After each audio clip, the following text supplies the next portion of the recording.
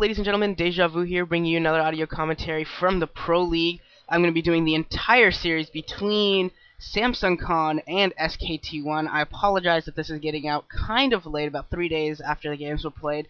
Normally I try and get them out within 2 days, but yeah, one of the my fellow commentators informed me that they would help me duel this, and then kind of delayed me, and then eventually stood me up, or not stood me up, but said that they couldn't do it. So hence I was delayed a little bit in getting this out.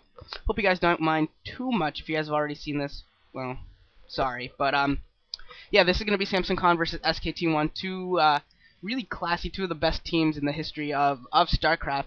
And this first match is going to be Great, who is the Zerg player at the 12 o'clock position, and Canata, who is the Terran player at the, we'll call it the 4 o'clock position. Canata for SKT1, and Samsung Con has Great.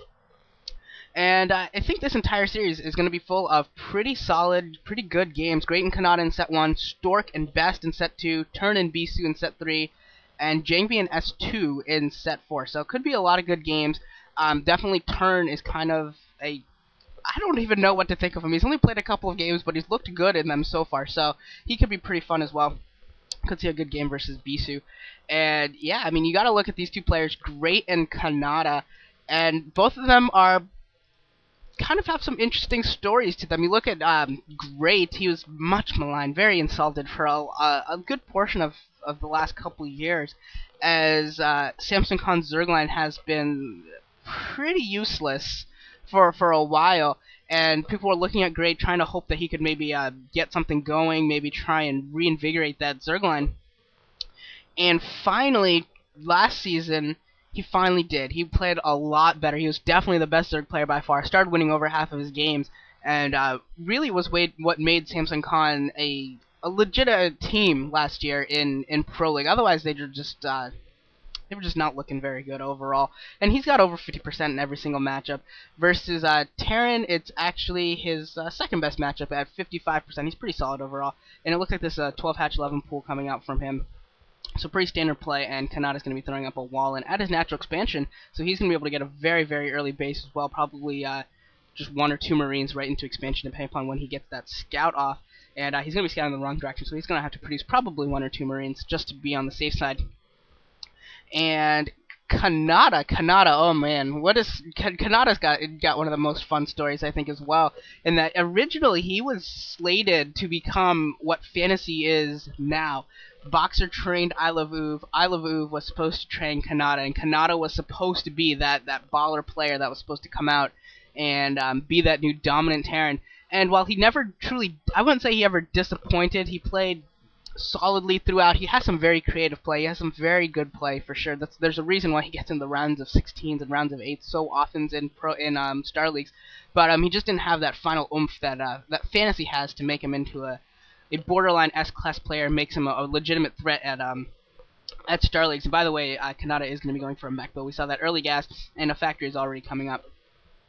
But yeah, Canata is definitely a fun player to watch. He's got some very good micro, got some very good macro. And when you compare the Terran lines, like, you got to look at SKT1, and you combine the skill, the history, the creativity, the everything of their big 4 Terrans for SKT1, which has always been a Terran favorite team. It's quite impressive when you look at Boxer, I Love Uv, Fantasy, and Canata. It's quite a beautiful lineup, really, when it comes to Terran. We've got an Armory coming up as well for Canata. So is this going to be the Fantasy build? Is there going to be a Starport coming up, and we're going to be seeing some Valkyries as well? No, there's the other faction. So it's just going to be probably some early upgrades, probably some Goliaths early on. And that's going to be all it really is for. There's always that threat when you see that early armory going down that this could be a weird pseudo fantasy build that didn't really work after the first couple times it was used. But you never know. Canata could have had someone might have some crazy idea on how to make it work again. And Canata actually being very intelligent, throwing out another supply depot on that back entrance to his base. This is new Moon Glaive, by the way. But yeah, but the only team I think that can really counter SKT's Terran line in overall history and skill and everything is maybe We Made Fox, because they've got that quad of Not a Mind, Midas, and Baby. Just Baby's really only in there based upon some very nice potential that he's got. and he has looked good overall. I'd say I'm kind of a Baby fan. I got no problems with Baby. I think he's a pretty solid player, and he's a Baby, so can only get better, really. And both players just kind of look like they're settling in for a macro game. Normally, when you see the factory come down early for Canata, you'll usually see a couple of vultures come out, maybe try and do some harassment, get some run-bys.